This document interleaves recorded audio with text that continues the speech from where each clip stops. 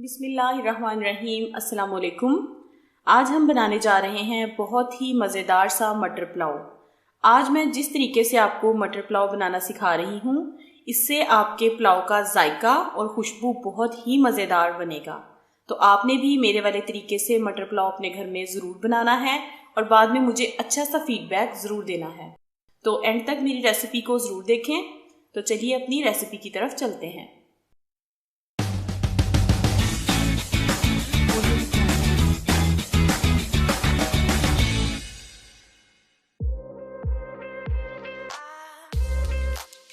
मटर पुलाव बनाने के लिए सबसे पहले मैंने एक कढ़ाई ले ली है और इसके अंदर हम यहाँ पे ऑयल डालेंगे। ऑयल मैंने चावल के हिसाब से यहाँ पे 3 बड़े चम्मच ले लेने हैं। ये चम्मच मैंने सालन वाला इस्तेमाल किया है, जो हम आम हांडी वगैरह बनाने के लिए, सालन पकाने के लिए हम चम्मच यूज़ करते हैं, वही वाला चमचा है ये। तो यहाँ पे मैंने 3 चम्मच ऑयल के इसमें डाल दिए हैं। इसको अब हम अच्छे से गर्म कर लेंगे। ऑयल अच्छे से गर्म हो चुका है। अब हम यहाँ पे इसमें एक मीडियम साइज़ का बारीक कटा हुआ प्याज डाल लेंगे।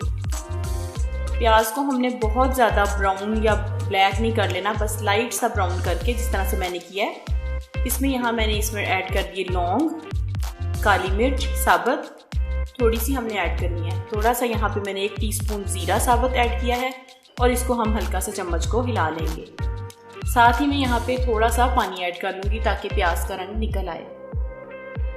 आपने बिल्कुल मेरे वाले तरीके से पुलाव बना के देखना, ये बहुत ही अच्छा बनता है। यहाँ पे मैंने इसमें मटर ऐड कर दिए हैं। एक बड़ा बाउल मैंने यहाँ पे मटर लिए हैं, क्योंकि मेरे पास यहाँ पे इस वक्त मैंने अपने हिसाब से 2 बड़े बाउल उसके राइस के लिए हैं, तो उसी हिसाब से मैंने फिर एक बड़ा बाउल मटर ले लिया। यहाँ पे मैंने 2 बड़ी चम्मच नमक की ऐड कर दी। नमक आप अपनी मर्ज़ी से ऐड कर सकते हैं। यहाँ पे थोड़ी सी हम काली मिर्च ऐड करेंगे 1 टीस्पून और इसको भी थोड़ा सा चम्मच को हिला लेंगे।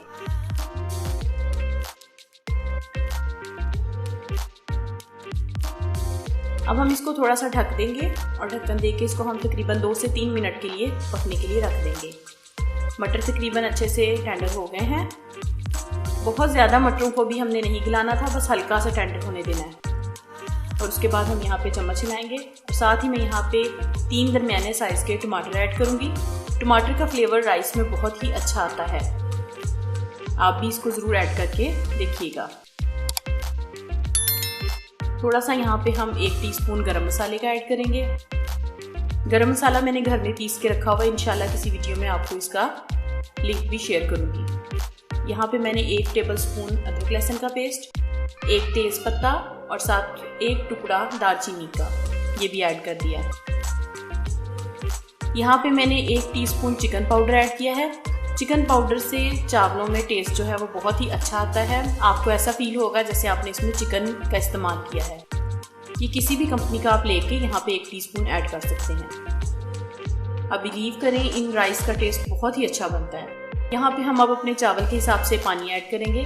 जैसे अगर आपके पास 2 प्याली चावल थे तो उसमें आपने 3 प्याली पानी डाल देना है। अब हम इसको ढक देंगे और उस वक्त तक पकाएंगे जब तक पानी अच्छे से बॉईल हो जाए। तो पानी हमारा अच्छे से बॉईल होने लग गया है। अब हम इसके अंदर राइस डालेंगे, जो कि मैंने पहले से ही भिगो के अच्छी तरह से धो के उसको रखा हुआ था। अब हम इसमें राइस ऐड कर देंगे। यहाँ पे मैंने सुपर बासमती के चावल यूज़ किए हैं, क्योंकि इनका अरोमा और टेस्ट बहुत ही अच्छा होता है।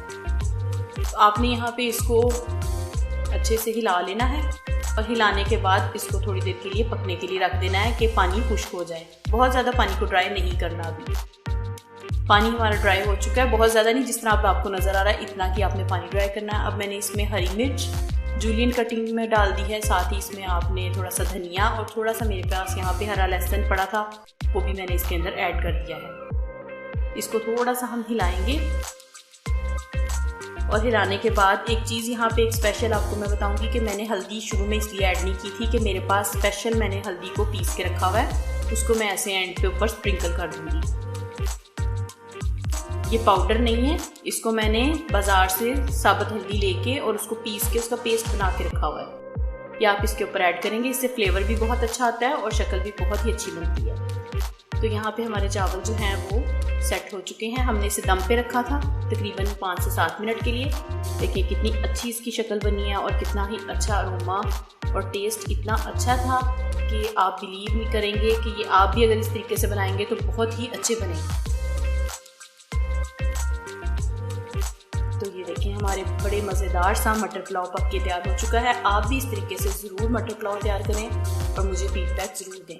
अगर आपको मेरी रेसिपी अच्छी लगे तो इसे लाइक और शेयर ज़रूर किया करें और अगर आप मेरे चैनल पे नए हैं तो इसे सब्सक्राइब भी कर लें। साथ लगे बेल के बटन को दबाना ना भूला करें, इससे मेरी नई आने वाली वीडियो का नोटिफिकेशन आपको सबसे पहले देखने को मिलेगा। अगली वीडियो तक के लिए अपना ख्याल रखें, मुझे दुआओं में याद रखें। अल्लाह हाफिज़।